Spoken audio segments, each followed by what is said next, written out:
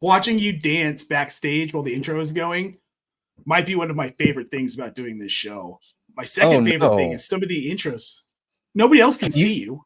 Okay, thank God. Yeah, I can see you. No one else can see you.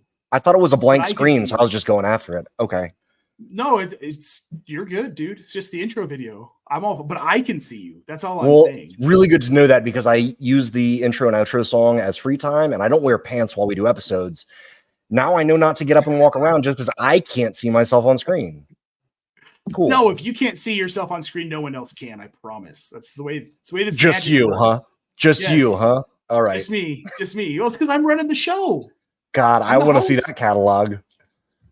Oh, I can't record it. I showed you how the back end works. My God, what a tangent to start the show. What's up, everybody? I showed you how the back end worked the other week when I went and got a drink naked and came back after the intro show. We're both seeing back ends. Good. Yeah, me neither. Wink. God. Well, everybody, welcome to Dynasty Diehards. We're heading towards week 2 of the NFL. I am Nate Polvogt, your host, along with my co-host, Mr. Matthew Chester, straight from New Orleans with the pirate flag in the background. That's right. We are here to talk some Dynasty fantasy football, folks, and apparently not wearing pants. I mean, whatever gets the viewers in, right?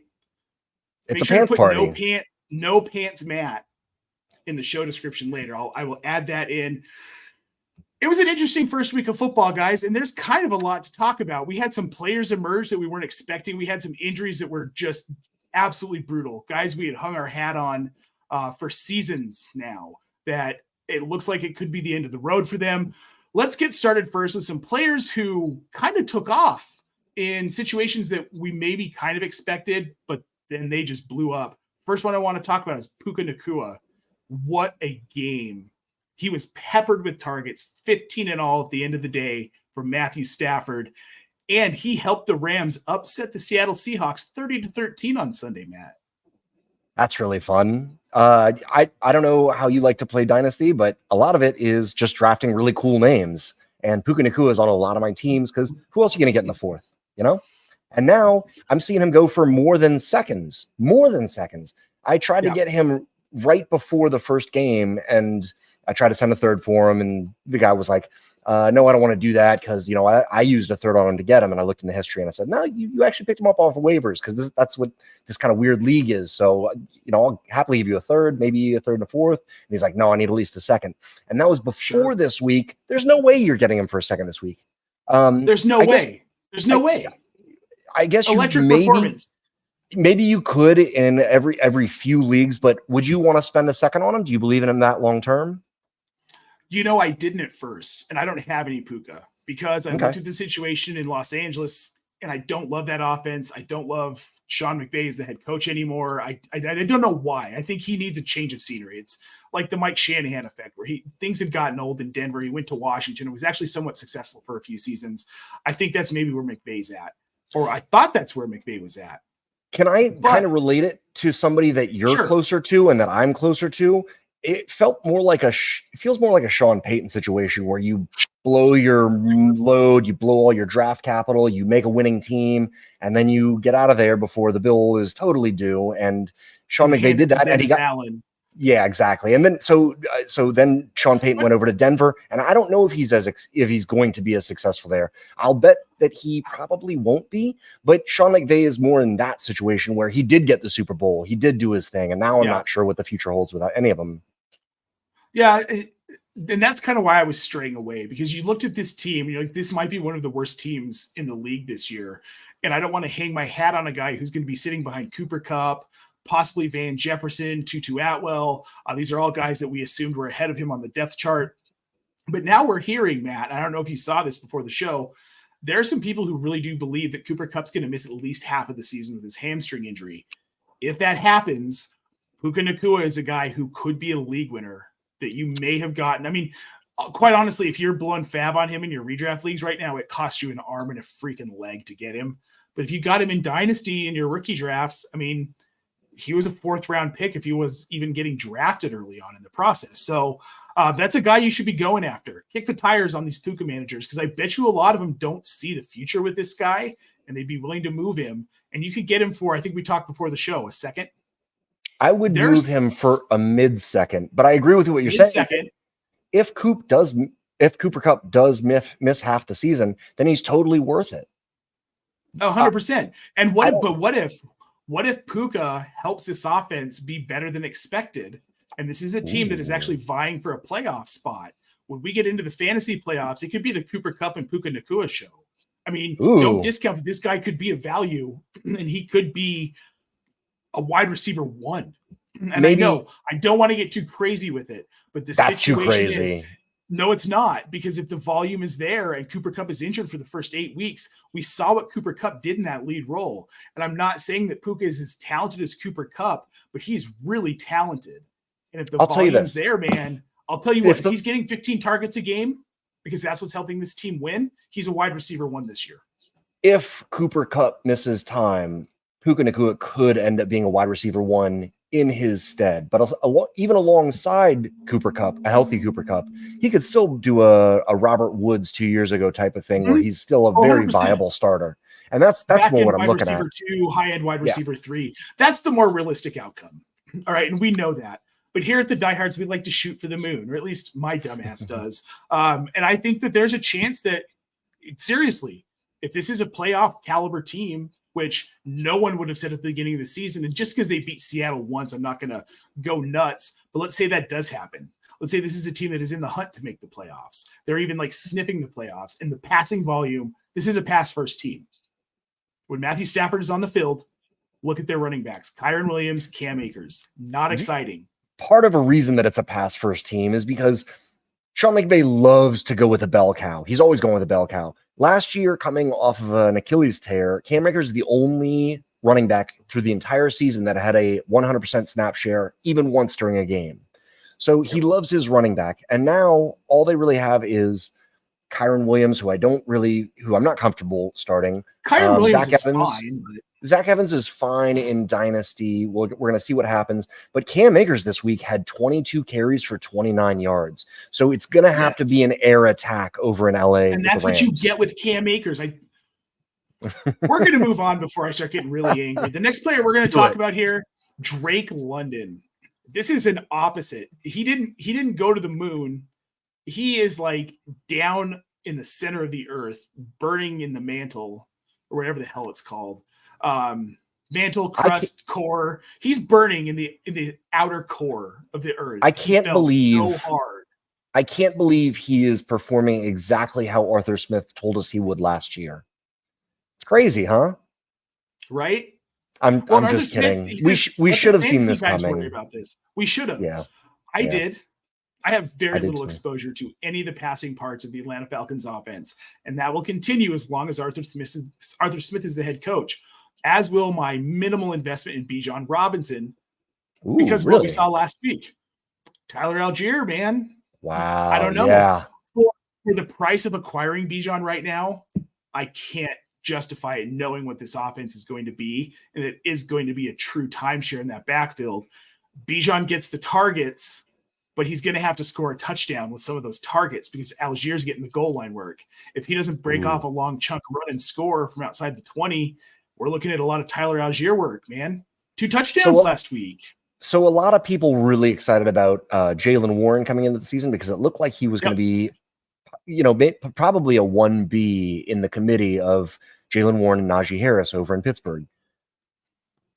I think that Tyler Algier is what he probably doubled what I would have wanted with Jaylen Warren anywhere. Tyler Algier got something like 28 points. I mean, he was close to top of 30 points, somewhere between 25 and 30, depending on your scoring. I don't think that's an outlier. I think that we saw him get 1,000 yards last year very quietly and mostly towards the end of the year. So if he gets usage like that the entire year in the same situation, he's probably going to break 1,400 yards. Now, I don't think he's going to do that next to Bijan, but he will be a very viable starter, and that's somebody that I'd like to attack in Dynasty as far as sending a a second for Algier, I'd do it in a heartbeat. It doesn't even matter if Yeah. it's projected for 201. I love that. Actually, I'm going to do that right I now. do the same. So we've got a question in the chat. I want to get to this from Fantasy Football Shorts. Thank you so much for tuning in, my friend. What is a fair offer in Dynasty for Puka? 2024 second rounder or do you have a player in mind you would sell high for Puka? Matt, I'm going to throw this one to you. Okay. I have an interesting situation in a league where I have somebody who wants to tank and they want to get rid of their older players. And I tried to offer them a second for Michael Thomas and Zach Ertz. And even though they're trying to tank, they're like, no, that's not enough. So on the one hand, I'm like, all right, well, good luck with that. But Puka Nacua should get both of those guys, right? Yeah. I mean, that's what I think. So that might be something that I'm willing to do if I'm going to win now. I think a second is... I'm okay with that. I think as long as if you feel comfortable judging where a second's going to be, I would send a second for him just because. What if Cooper Kupp does miss half the year? What if Cooper Kupp misses the whole year? Wow. Then you've got a league winner, a fourth round league winner, Fourth round league winner. So now we're going to change tune here. We're going to go to the Aaron Rodgers situation in New York. 4 snaps, tears his Achilles. We all saw it. We all saw it in the replay. You could see it rippling through his leg. We knew what had happened. So there's nothing to talk about with Aaron Rodgers. But Zach Wilson came in and led that team to a win over a Buffalo Bills team that there was no way they were going to win that game. No way. Did you see the thing in the bar in Green Bay where they said that if the Jets or the Bills beat the Bills, no, if the Bills beat the Jets, if the Bills beat the Jets, they were covering everyone's bar tab, right? Right. So Aaron Rodgers goes down. They all run up these ridiculous bar tabs, and the bar goes absolutely silent when the Jets won that game because no one thought that Zach Wilson was capable. However, is Zach Wilson actually capable of being a decent quarterback? He's obviously, if you're in a 1 QB league, you don't touch Zach Wilson. But in Superflex and 2 QB, could he become a viable starting option down the line this season? I mean, he's got a tough schedule. Did you see the Garrett Wilson touchdown? Mm-hmm. I watched the whole game. It was like Spider-Man. It seemed like he snatched that thing out of the ether, and it was incredible. So Garrett Wilson, I am still scared for, but Garrett Wilson's the only thing on that team making Zach Wilson even slightly viable. I think Zach Wilson ended, and he played the entire game. Zach Wilson ended with like 10 points, and 6 of those were from Garrett Wilson being ungodly, just incredible. I don't believe in Zach Wilson. Somebody tried to get 2/3 from me for Zach Wilson, and they were I hate saying this. They're going to be 2 good thirds in 2024. So I didn't take Zach Wilson in a super flex. That is a statement for a starting quarterback who they're claiming is going to finish out the year. That dude stinks. What are you giving up for him, and what are you selling him for? I don't have any shares of Zach Wilson. Me neither. I'd give him up for a third because I don't think you're going to get more than a third out of him. I don't think that it matters that he's going to be the starter in New York, because now we've got a comment in the chat here from our boy Jamie Parag. Jamie, thank you so much for tuning in here. I heard the Jets are going after Brissett or possibly Mills. I have heard the same thing. Jacoby Brissett, Davis Mills, these are 2 guys who are sitting on benches. Brissett is behind Sam Howell. Mills is behind CJ Stroud. The chance that either one of these guys are going to be needed in their respective franchises this season is slim. And if these teams can get some capital back for one of these guys, I think they pull it. I think they pull the trigger. However, here's the question. Are they acquiring Brissett or Mills to be a starter? Are they replacing Wilson, or are they going to let Wilson shoot himself in the foot first? I don't see a reason they can't do both. But you know who they would probably really like to have right now is Mike White, who they let go after last season. He was pretty fun to watch, and he got it done. And he would have been a better option. He let Garrett. He was really successful with Garrett Wilson. Garrett Wilson was really successful with him. I can see them riding out Zach Wilson for sure, but there's no way that they're not making calls behind the scenes. There's just no way. They've got to be. They have to be. Got to be. So now let's talk about here, and you touched on it for a minute, Garrett Wilson. I had him as a high-end wide receiver 2, maybe poking into the wide receiver 1 conversation this season. Just the tip. Just the tip. Just the tip. Without Aaron Rodgers, I honestly don't know how much that changes for me, because he's going to be a safety blanket for Zach Wilson or whoever's there at quarterback. Are you concerned, though? No, I think that it's probably going to land him where he should be, which was closer to round 3, 2, 4. He should have been in the T. Higgins, Chris Olave, Devontae Smith range anyway, I think. It's, you know, and Waddle, put him in there as well. All those guys should be together. And this whole time, you know, a lot of the good advice that was out there on Twitter and in the ether was, if you can trade Garrett Wilson for those guys plus, do it. And now you just won't be able to do that, I don't think. But now I bet you wish you had. Yep. All right, so let's move on to another player in the AFC East. Mac Jones looked good. Almost led his team to a victory over the Philadelphia Eagles on Sunday. Was this just a flash in the pan, or is this what we're going to see from Mac Jones the rest of the season? Because if it is, I mean, it could be a QB1. You know, this week he was the QB1. No, he was the QB2. I'm sorry. But yeah, this week he was not just a QB1. He was the overall QB2. And I don't know how he did it. It's really hard for me to watch New England games, and I think it's going to stay that way. It is magic. It's really depressing magic having to watch Mac Jones kill it in New England. I don't know who he's getting it done with other than Hunter Henry. Boy, did that guy show up. Maybe it'll continue being him. You know, we got hints of that all off season that Hunter Henry was going to be the guy, and he was. And we, you know, a lot of the smarter minds in the industry were talking about Mac Jones and how he would step up because they got rid of, you know, I think they had two offensive coordinators fighting over the same job, two managers. You know how that works. You've seen The Office. Yeah. It doesn't work. Belichick and Patricia running the offense. They didn't have you have a former defensive coordinator and a defensive-minded head coach who was one of the best defensive coordinators in the NFL for like 20 years, calling plays. Right. I mean, of course that offense was going to be a mess last year.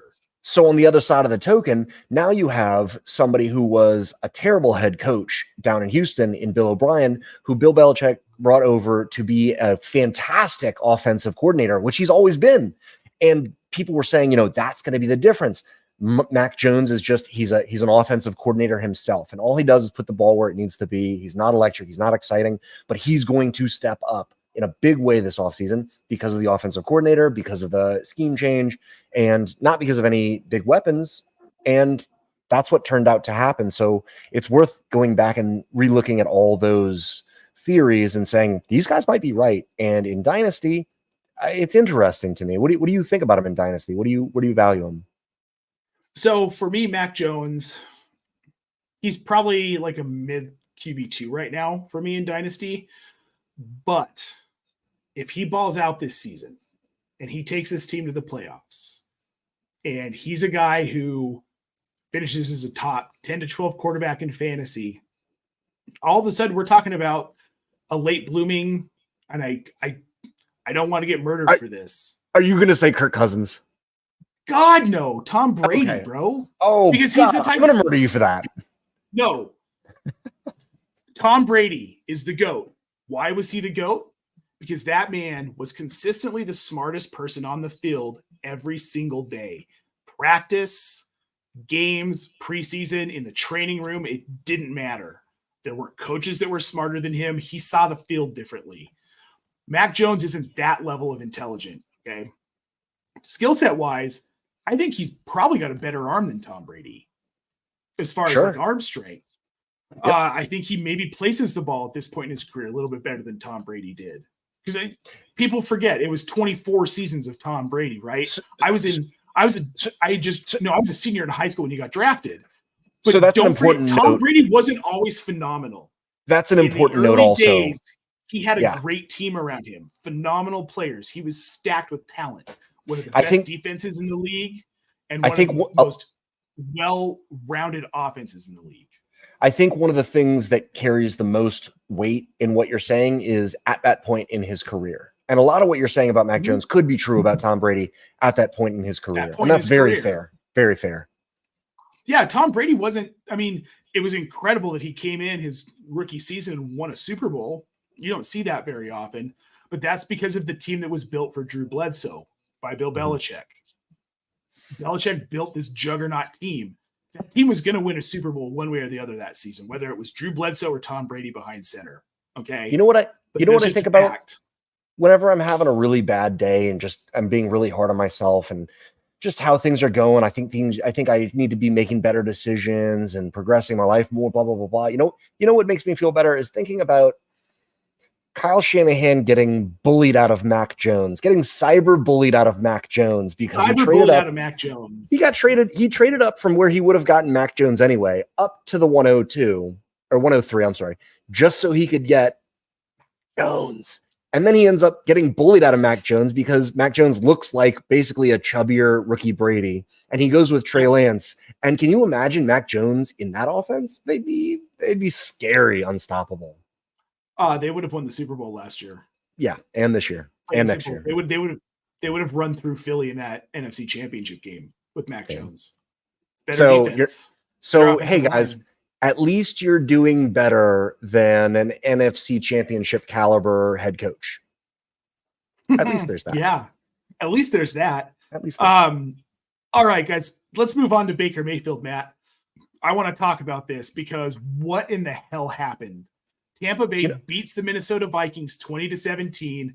And Baker Mayfield, man, he had some chutzpah in him there, man. Like just some drive. And that was an impressive game. But is this like realistically, is Baker Mayfield a sustainably reliable fantasy quarterback? We've been talking about him. The 3 QB league. We've been talking about him and referencing the Geno Smith story. Sure. All off season. And I'm happy to send a second for him. I'm very happy to send a second for him right now. Just get ahead of the ball game. You know, they don't really have another option. Baker's been a starter though. Geno Smith was a starter for 1.5 seasons, got benched, and was a backup who got 2 to 3 starts a season until 2021 when he had to play 4 games for Russ, 4 or 5 games. I don't see the parallel, and I've seen it. And look, I was a Baker apologist for the first 4 or 5 years of his career, whatever it's been. I just don't know that I can acquire him and be okay with it. I don't think that he's going to sustain this. I think we've seen, think about his first game last season in Los Angeles. He looked phenomenal. And then he fell off for the rest of the season. So he's a sell. He's a sell. I'd be selling Baker Mayfield right now. If you've got him, I'm selling him for. Yeah. Oh God. Yes. I would take a second. In a super flex? Yes. Oh, that's interesting. I'm on the other side of that, but I like it. Because Baker probably isn't your overall second quarterback. I mean, if he's your QB2, then yes, you're not trading him, obviously. But if he's your QB3, trade him. Take that second, flip it for a better quarterback. Oh, I love third quarterbacks in Superflex. I think that it's imperative to have one you can count on if you want to compete through the year, because you see what happens, they go down. Yeah, it's unfortunate. So now with Baker, if Baker's sustainable, Godwin and Mike Evans, where do you land on these guys? Evans saw the touchdown. Evans got the touchdown last week. I gotta say, Godwin is of course the answer, but sure. Mike Evans' play style fits better with Baker Mayfield. Baker Mayfield is very okay with putting it up deep on the outside, and that's exactly what Mike Evans has made his career on, is just bullying people deep on the outside and just out-bodying them. Now he's getting older, and people saying, that's what he's going to lose first, is that ability. But in the meantime, that dude got 18 points. Chris Godwin got 10. They're going to go back and forth probably, but you could sell Chris Godwin for probably Chris Godwin and a third for Mike Evans on a first. That's worth it if you're competing and rebuilding. Sure, absolutely. I completely agree with you on that. Now, I want to talk about Tua. I want to talk about Tua. Yes. He balled out. It was great to see him come back. Nobody hates Tua. You can't hate Tua. That dude's smile is electric, Tua. And he plays like a kid. And he played like a kid this weekend, and they beat the Chargers 36-33 in impressive fashion. God, just feed Tyreek Hill. But then he's also feeding Durham Smith, Jalen Yeah. Waddle. Yep. Kind of. Jalen Waddle was a little underwhelming. Durham Smith Yep. out-targeted Jalen Waddle, which was kind of a weird stat of the day. River Craycraft. The guy's spreading the ball out. This is Miami team. Could they win the AFC East, especially now with Aaron Rodgers gone and Buffalo's 0-1? Yeah, I'm happy having them. I'm really disappointed in the Seahawks this week because I thought that it was going to be a Miami over Seahawks Super Bowl. That was my long shot bet, and I'm 100% sticking with the first part of it. You know, this is who Tua was always supposed to be. People forget tanking for Tua because they saw him getting hit, getting brain trauma, seizing on the field. It's called posturing when they get hit and in the head and they end up, their whole body seized. It's a horrible thing to watch. And people were saying, he's one hit away from dying. He's one hit away from dying. And maybe that's true, but isn't everybody? So why not take the discount? And right now, just thank the Lord he looks this good. I've got 39% Tua across all my dynasties, and I am so, so happy. And as long as this can keep continuing with Mike McDaniel, with the weapons that he has, I don't see any reason Tua can't keep this up. Now, I'm not saying he's going to be the overall QB1 because he is right now the QB overall 1 by quite a bit. But I was always hoping for Tua to be a top 8 dynasty QB, and there's no way he's not going to be in there. There's no way he's not going to be in there. He's also, they re-signed him, so he's in his 4th year. They're not going to give him his 5th year extension because I think they signed him, or maybe they did. Anyway, either way, he's locked in for 2 years. So his contract is guaranteed this year and next year. If you held on, boy, are you rewarded. I don't know what people are buying and selling him for now. I don't know if they are selling him. Nobody's selling him. We see some guys like Drake London who are like possibly vulnerable on the trade block. And that doesn't mean you're necessarily going to get them cheap, but these guys are opening themselves up to actually be acquirable for the first time. Tua's done the opposite of that. I don't think he's acquirable. You can test it out and be sure to comment on this if you're able to buy Tua right now, or go to our Facebook page or Twitter page. Just if you were able to acquire Tua, I want to see how you did it. Tweet it and tag us in it. At Yes. FF Diehards. DYNO Diehards. All right. A couple ones I want to hit just real quick here. Justice Hill is a trap. Yeah. I think he's kind of is a trap. Here's where I don't think he's a trap. If they don't go out and sign someone. If they don't have Fair. someone acquired by the middle of next week, they're going to roll with Justice Hill, Gus Edwards, Melvin Gordon's on the practice squad. This is a team that might just go with a 3-headed approach. And in that case, Justice Hill is the youngest and the most reliable of those 3. I think he sees the high value snaps, and I think he sees a lot of the red zone work. But if they go sign somebody, forget about it. Imagine this, okay? Imagine Alexander Madison, but he's never done anything. Didn't Justice Hill tear his Achilles 2 years ago? He's got serious injuries throughout his career. Yes. Imagine if Madison had never done anything at all, and then suddenly the starter goes down. I don't even want to relate him to Alexander Madison anymore because Madison did show up when the starter went down. He did. Justice Hill has never done that before, and this week he did. But Justice Hill showed up this week in the box score only because that dude had 8 rushes for 9 yards. And 2 touchdowns. And 2 touchdowns, sure. But touchdowns are fluky. Okay. They are fluky, but in this offense, I don't know. What if he becomes the red zone guy? He was a red zone guy on Sunday over Gus Edwards. So, Gus Edwards is old. Let's be honest. He's younger than me. I guess what he's all of these guys I call old are younger than me. Sure, because they still play in the NFL. Gus Edwards has been with this team for 7 years. He's been re-signed by them. They brought him back for I think $5 million for the first year and like $2 or $3 million for the second year. Yeah. They love Gus Edwards there, and I do too. Gus Edwards has over 5 yards per carry in his career. He's reliable. He's dependable. He's definitely a culture fit in their locker room. And Justice Hill is none of those things. So you could hope that he gets the touchdowns, but I don't want somebody that's getting 1.1 yards per carry. So first of all, how do you know he's not a culture fit? And yes, I hear you on the Pass 1.1 yards per production. carry. He's in his 4th year, and it's just pass production. They don't have any faith in him at all. Gus Edwards reminds me of Royce Freeman. That's fair. That's very fair. The Broncos just kept undrafted. re-signing him. They trusted him, but they were never going to give him, even with injuries, they never gave him an opportunity to really be the lead back after the first season. I feel like that's what Gus Edwards is. He's Mr. Reliable. He's been with the team for a while. He understands the process.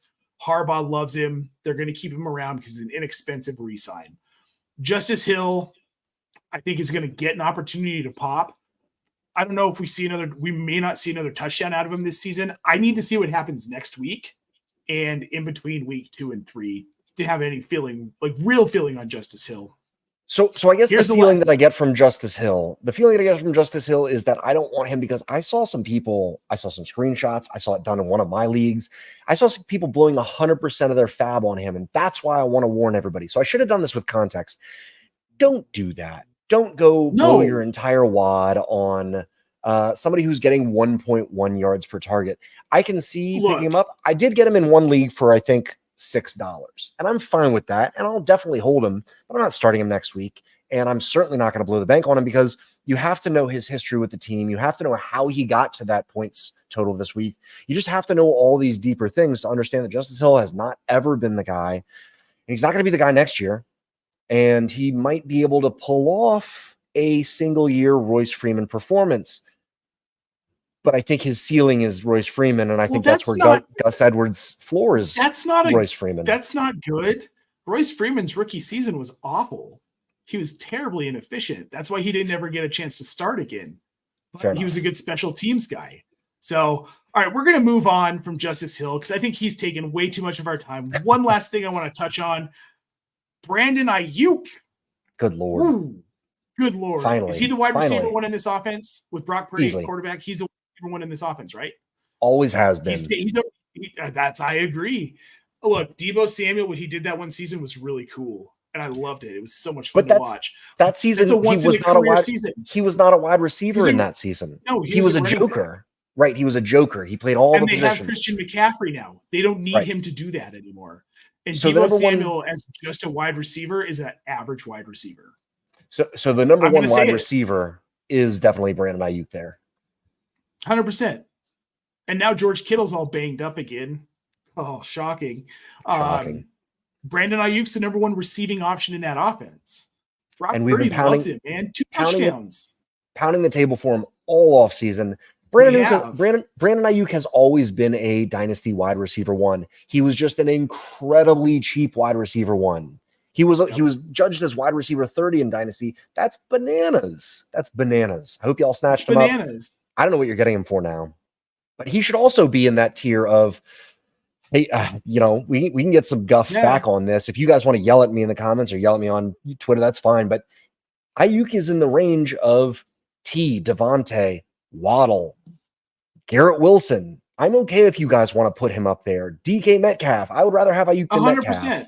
Yeah, it's finally happening. Finally. Awesome. Well, guys, I think that does it for us today. I had some deep stash players I wanted to talk about. Do you want to list them real quick? We just got a list of like 6 people. Okay. I'll list it here. Here's 2 I think you should go out and acquire right now because they're literally free. Lil Jordan Humphrey, just because that wide receiver core in Denver is a mess. And we saw him get usage on Sunday. And we don't know we don't know when Jerry Jeudy's coming back. And given the injury history in Denver, I'd be very nervous about Cortland Sutton staying healthy for the rest of the season. Greg Dulcich is now down with a hamstring injury, so Adam Troutman's taken over at tight end. This is a guy who could see continued usage throughout the season, enough to be a flex. If you've got 2 flex slots in your league, throw him in one. I see no reason not to. And another piece of context with Lil Jordan Humphrey is that he was brought to Denver from New Orleans because Sean Payton can't quit bringing old New Orleans players to Denver. There's just there's the familiarity, there's the dependability, and now he's, he might be starting. Dude, he got targets over Marvin Mims. So that's what Sean Payton, it is depressing, but that's what Sean Payton thinks of him. And here's the other guy I wanted to talk about very briefly, Josh Oliver. He is the second string tight end in Minnesota. And I know he's behind TJ Hawkinson, right? But he had 3 catches on 3 targets last week for 36 yards, right? If TJ Hawkinson gets hurt and you've got him rostered, this is going to be the most pass-heavy offense in the NFL now that Tampa Bay no longer has Tom Brady. 44 pass plays, 17 rushing plays. Wow. In week 1. That's in week wild. 1 in their loss to Tampa Bay. That's wild. But that's what this offense is going to be all season because Alexander Mattison is their RB1 and Ty Chandler's their RB2, except that Kirk Cousins was their RB2 on Sunday ahead of Ty Chandler, which is just terrible. Just like we all expected. The running game's absolutely ridiculous. You want no part of it. But the passing side of this offense, like, dude, go kick the tires on KJ Osborne right now. And you can see a ton of volume. I'm not interested in KJ Osborne, but as a deep stash, if I don't have to cut anybody, because sometimes you don't, Josh Oliver is interesting. Josh Oliver did get he did just sign a 3-year, $21 million deal. So he has some role there. And we just assumed that it would be the role that he's always had, which is just blocking. But he is being paid $21 million. So if you have a spot, pick him up. You know, if you're an active manager, you should always have your IRs filled. Always. And what you can do with that in Sleeper, here's a little tip and trick. If you have Sleeper, players that are healthy scratches, they count as out. Now, in most of my leagues, out players can be put in IR. If you want to do that, you can fill up your IR even with healthy players who are healthy scratches, who are rookies. Because we like, I'm keeping Zach Evans everywhere, of course. Yeah, he was a healthy scratch, but I'm keeping him. Now, what that does is it'll open a place at the end of your bench.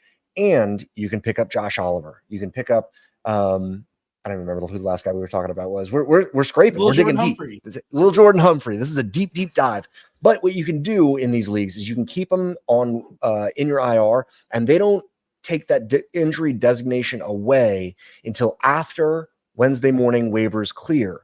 So you should always be filling up your bench spots with players off of waivers, even if you know you have to cut them because they're going to undesignate Zach Evans to being out. They're going to undesignate these guys who you're definitely keeping, but you can make that decision later only when you have to set your lineup. So if you want to get really ahead of yourself, then before waivers clear, make sure your IRs are filled. And if you have the bench spots, do it. And then put the Thursday players in the regular spots, take them out of flex. And that way you don't need to make a decision on who you want to cut until Sunday. Just little tips and tricks where it's, the brilliance, you get ahead of your lead mates. The brilliance of Matt Chester. That's how we're going to end the show because there's always an angle. I can't top that intelligence. There's always an angle. And that's the thing about Dynasty that makes it so fun. Matt, thank you so much for joining me today. It's always a pleasure here on Dynasty Diehards. Guys, thank you so much for tuning in. Please make sure you like this video and subscribe to the channel. We are going to be every Wednesday this season at 6 p.m. Eastern. Myself, Matt, we'll get some guests on here. We're going to have lots of fun talk, waivers, free agency, crazy shit going on around the league. We're going to sometimes pants, sometimes no pants. Sometimes it's whatever you want to do, whatever you want. Sometimes pants. Look, we're fantasy football managers first, but we're humans second. So just don't forget that. Again, make sure you like and subscribe to the Razzball YouTube channel. You can find the audio version coming out every Friday afternoon to get your Dynasty rosters right. And guys, we'll see you next week.